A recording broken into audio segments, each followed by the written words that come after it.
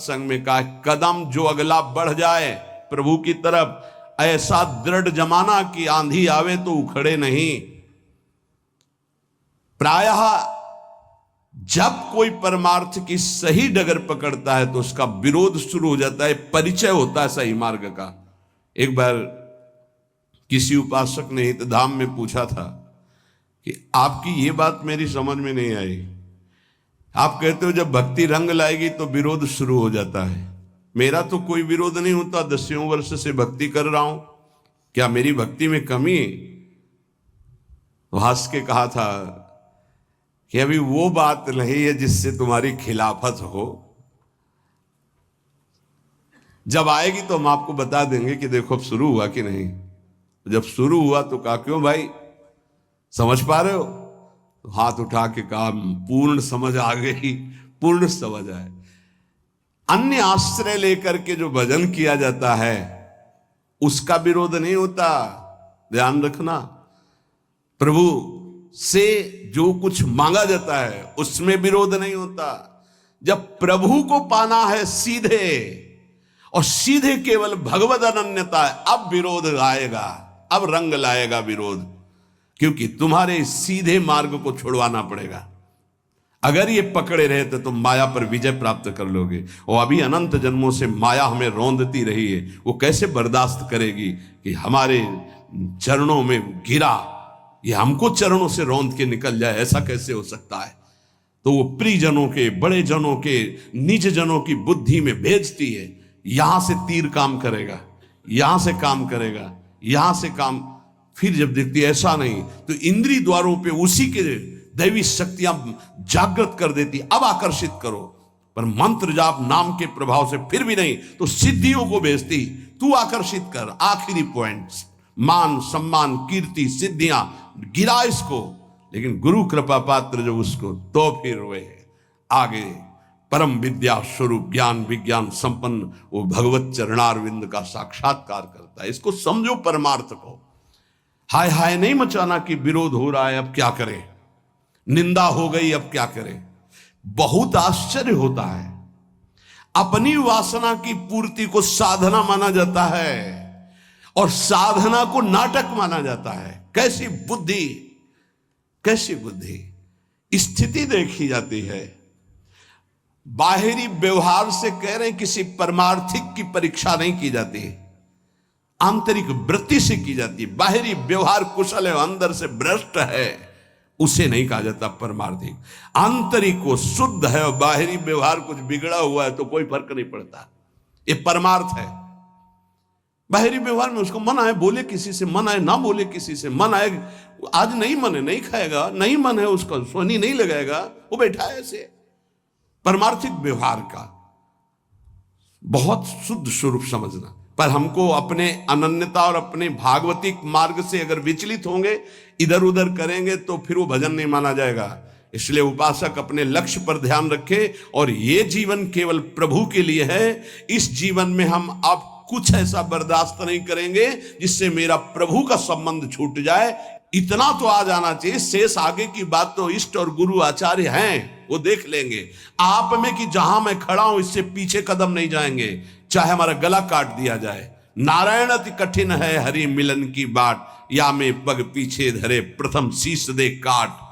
ये मरकर मार्ग चला जाता है। अब हमारा कोई नहीं, मतलब की बात है तो हम आपकी सेवा करते हैं, मतलब की बात नहीं तो तुम्हारा जो लगता हो उसे बोल दो, अभी एक क्षण में मैं अलग हूं। किसी का सहारा नहीं, श्री जी का सहारा है, वो मारे या तारे। अब हमें ये नहीं देखना कि हमारी व्यवस्था करती तो मेरी आराध्य दो, व्यवस्था नहीं करती तो आराध्य दो, नहीं।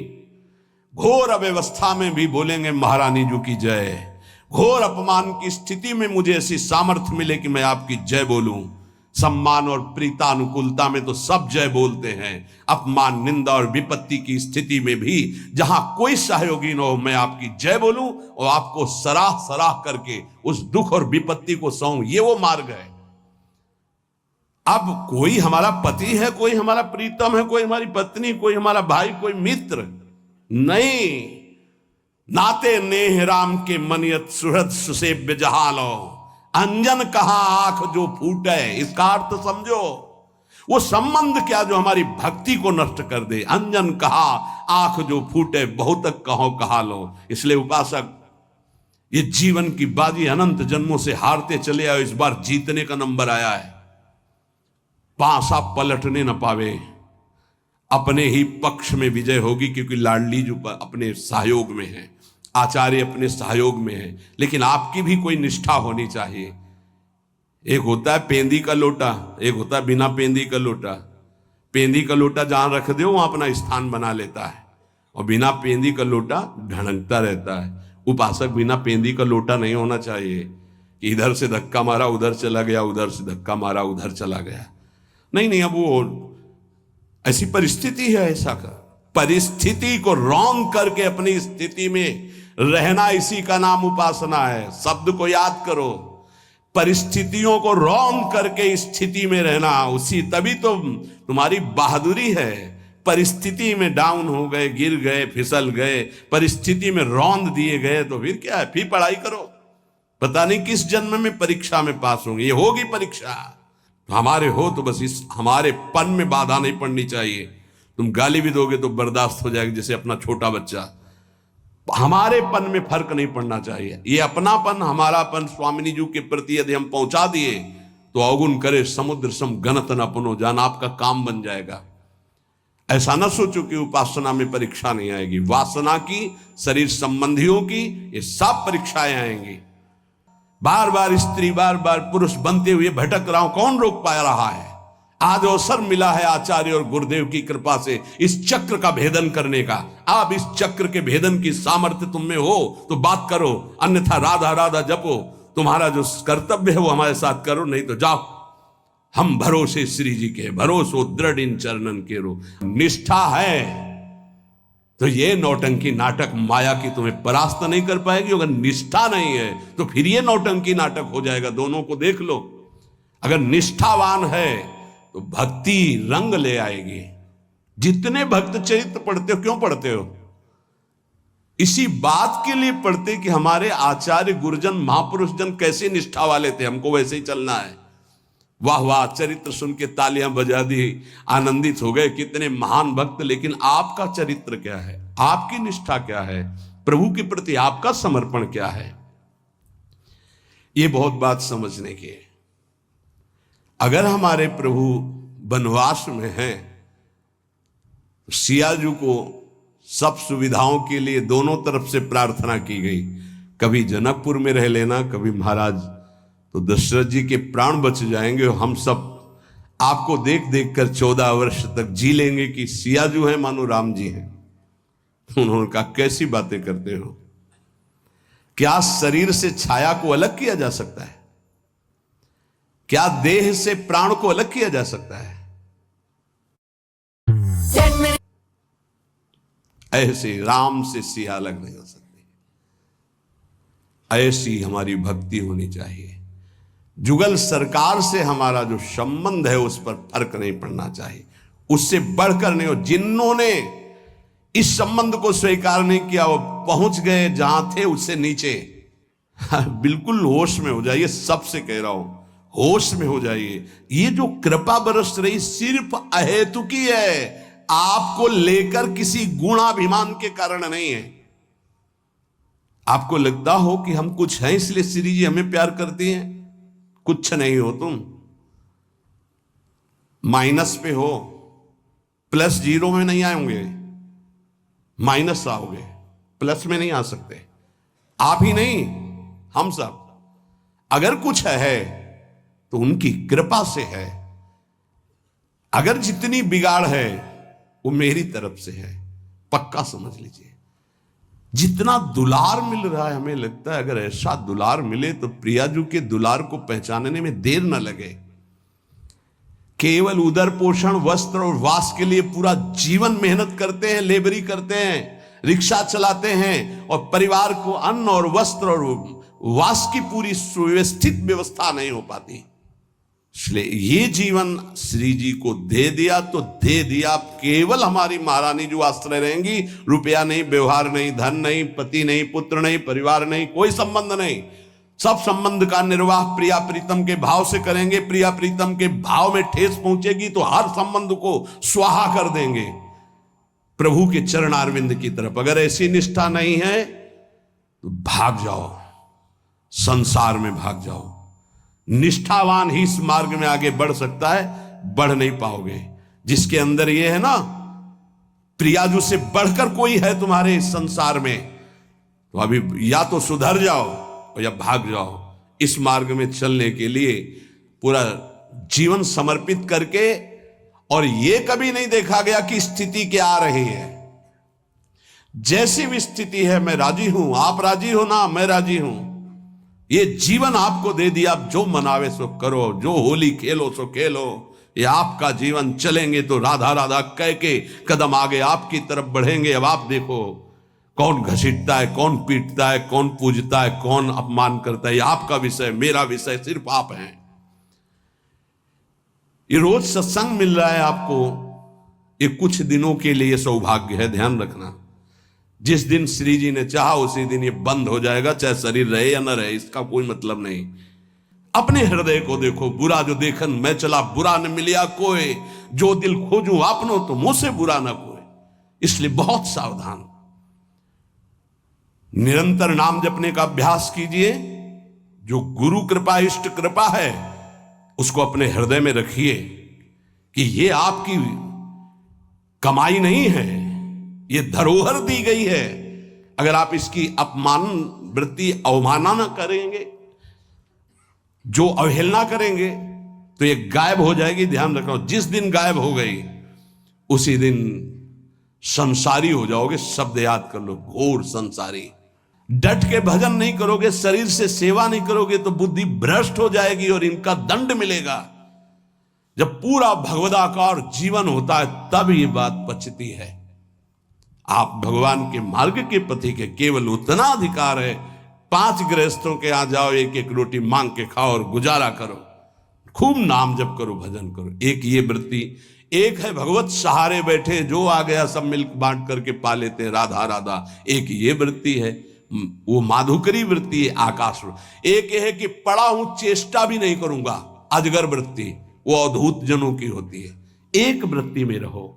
यहां एक वृत्ति है, आकाश वृत्ति। अधिकतर इसी आकाश वृत्ति का सेवन पूरे जीवन में किया है। मेरे प्रभु जो मेरे सामने भेज देंगे उसकी व्यवस्था होगी। याचना नहीं, कोई फीस नहीं, किसी से किसी भी तरह का कोई इशारा नहीं।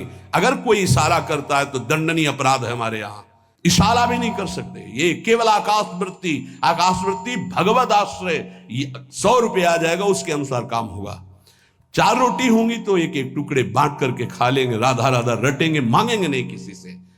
इसमें किसी का टैक्स नहीं, कोई फीस नहीं, कोई इसमें हमारा प्रतिग्रह नहीं है। मेरे स्वामिनी के द्वारा भरण पोषण। ये जो आपको मिल रहा है भिक्षान्न से भी पवित्र है, क्योंकि आकाश वृत्ति के द्वारा मिल रहा है। और ये जो आप वृत्ति को सोचते हैं आप, बहुत कठिन है भगवत मार्ग की डगर। बढ़िया अवसर मिल गया, समय बहुत आगे बढ़ चुका है। अपने जीवन में निष्ठा आपको दिखानी पड़ेगी। ये मत समझो कि खा पी के एड़ा के समय व्यतीत कर रहे हैं। नहीं, प्रश्न आएगा सालाना और छमाही। कभी गलती से आपके फोटो या वीडियो डिलीट हो गए हैं? अब चिंता छोड़िए, फाइल गार्ड आपके साथ है। ये पावरफुल ऐप डिलीट हुए सालाना और छमाही। छमाही हल्का होगा, सालाना बहुत गहरा होगा। और अगर 10-12 वर्ष हो गए तो फिर फाइनल का जो प्रश्न होगा वो सिद्धावस्था की तरफ ले जाने वाला होगा। फाइनल में जानते हो कैसा प्रश्न आता है? हाई क्वालिटी का भोग। शब्द समझ लो, जीवन में जो सोच तुमने की होगी, कल्पना, उस कोटि का भोग आएगा तुम्हारे पास। भोगो, फ्री भोगो। कोई संकोच नहीं, कोई भय नहीं, कोई नियम नहीं, कोई मर्यादा नहीं। क्या चाहिए तुम्हें? यह आखिरी है तुम्हारा। अब लगा कि भगवान तो मिल ही जाएंगे यार, आज नहीं तो कल मिल जाएंगे। ये जो एकदम ऑफर आया है इसको तो स्वीकार कर लेते हैं। नहीं, ये 12 वर्ष वाला फाइनल का प्रश्न है। तुरंत भूमिका बदलेगी। अगर आप जीत गए तो तुरंत अध्यात्म की भूमिका बदलेगी और आप ऊपर उठ जाएंगे। पर प्रायः जो गुरु कृपा पात्र नहीं है वो ऐसी जगह फेल हो जाता है, वो ऐसा धम्म से गिरता है कि दोबारा चढ़ना मुश्किल हो जाता है। आ सकती है, जा नहीं सकती। आ सकती है, जा नहीं सकती। स्त्री में आ सकती, पुरुष में आ सकती, भोगों में आ सकती, आ सकती है, जा नहीं सकती। इसलिए साधक सावधान, हमारा केवल एक लक्ष्य प्रियालाल। चाहे अब जो कुछ हो जाए, कदम पीछे नहीं। चाहे निंदा हो, स्तुति हो, भूखो मरो, कुछ भी हो, अब हमारा जीवन केवल प्रियालाल के लिए। इसमें कोई बाधा करे तो सर्वस्व त्याग करके खड़ा हो जाए मार्ग में। विश्वास अगर है दृढ़, ये तो क्या है जो आंतरिक, जिस महल में वास मिला हो बड़े बड़े ऋषि मुनियों के लिए दुर्लभ है। इसलिए ये हरिवंश बल से कह रहा हूं, ये गुरुदेव के बल से कह रहा हूं, ये अपनी निष्ठा में फिसलना मत। हम नीच हैं, अदम हैं, पर स्वामिनी जी के हैं, बस। इसलिए चल जाओ ठीक से श्री जी की तरफ और श्री जी को प्राप्त हो जाओ। होना ही पड़ेगा, नहीं तो रोना ही पड़ेगा। और इस रोने के आंसू पूछने वाला नहीं मिलेगा जब परमार्थ से भ्रष्ट होकर कोई रोता है। इसलिए अब चलो, अब लो नशानी अब ना नशयो, आज तक जो हुआ राधा राधा। अब आगे हमारे जीवन का लक्ष्य केवल लाडली जो है, ये बात समझ लो। हमारे जीवन में अब कुछ भी घटे, श्री जी के सिवा हमारा कोई नहीं है। यह शब्द बोलना पड़ेगा आपको, ये हृदय में तुम्हें उतारना पड़ेगा और इस कसौटी में तुम्हें पास होना पड़ेगा कि श्री जी के सिवा हमारा कोई नहीं है। अब इसको आप कितने वर्षों में दिखा पाते हैं? ये जिस दिन दिखा दोगे उसी दिन अवस्था आ जाएगी, जिस अवस्था के लिए हम तड़प रहे हैं कि हम प्रियाजू के लिए रोएं, प्रियाजू हमारे मानस पटल पर छा जाएं। राधा वल्लभ लाल।